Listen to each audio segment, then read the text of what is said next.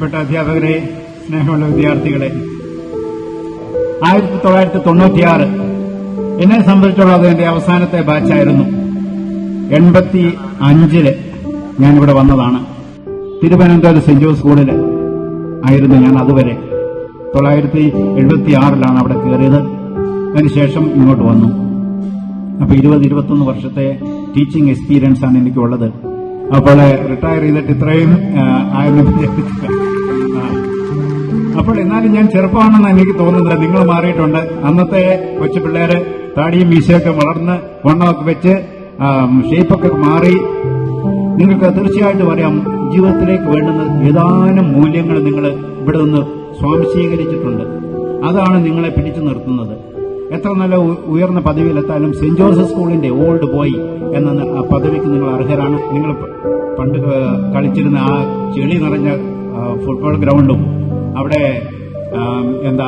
പുളിമാങ്ങ വിൽക്കുന്ന ഉന്തുവണ്ടിയും പിന്നെ അങ്ങനെ പലതെല്ലാം നിങ്ങളുടെ ഓർമ്മയിൽ ഇവിടെ പോകുന്നതായിരിക്കും. ഞാൻ ഇവിടെ ചൂരൽ മേടിച്ച് വെച്ചിട്ടുണ്ട്.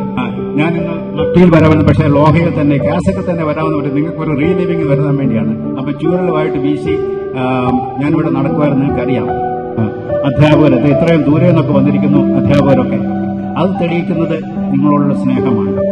അപ്പൊ ആ ബാച്ചിനെ നമുക്ക് മറക്കാൻ സാധിക്കില്ല.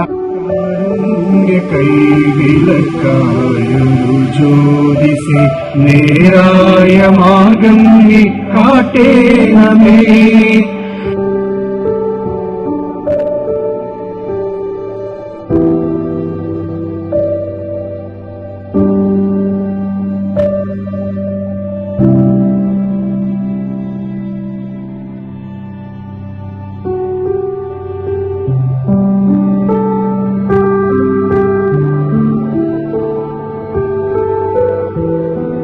If you drag your steps, you cannot leave footprints on the sands of time.